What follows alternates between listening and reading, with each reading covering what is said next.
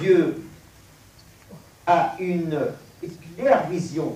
Allah subhanahu wa ta'ala, il a une vision tout à fait claire et tout à fait nette de ce que vous faites, car lui, il prescrit, les anges prescrivent, les anges transcrivent tout ce que vous faites comme acte, et Allah subhanahu wa ta'ala, il vous jugera le jour dernier.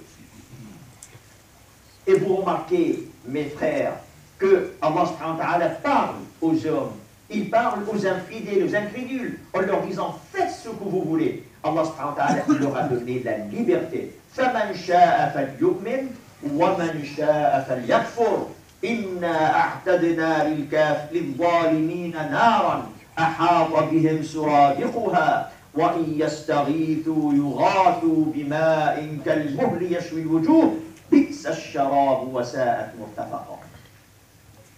Tout ça, c'est pour dire que l'islam, et là on arrive à un sujet, à une chose que je voulais vous transmettre et vous parler, c'est la liberté de la foi dans l'islam. C'est la liberté de choisir la religion. C'est la liberté de pratiquer la religion. C'est la liberté pour chacun, pour chaque individu, pour chaque musulman, de faire son choix, pour chaque homme, de faire son choix de la religion et de la foi.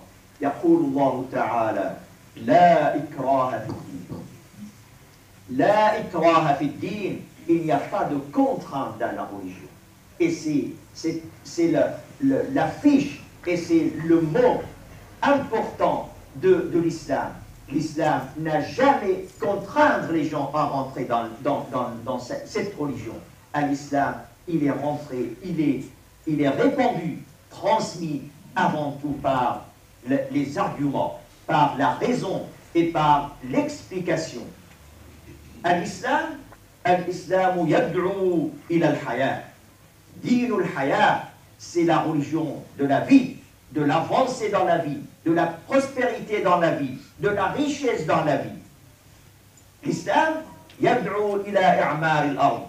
Il invite les gens à construire, à bâtir, à avancer dans la vie, à bâtir dans la vie, wa ila al-amal, et à travailler, tout en ayant une responsabilité, tout en donnant la responsabilité et en faisant chacun parmi nous responsable de ses actes et responsable de ses projets dans la vie.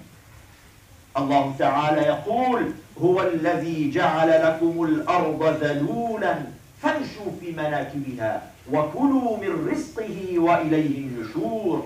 Allah subhanahu wa ta'ala vous a asservi la terre, vous a asservi toute création pour que vous en bénéficiez et que vous avancez et vous bénéficiez du bienfait de Allah subhanahu wa ta'ala. Faites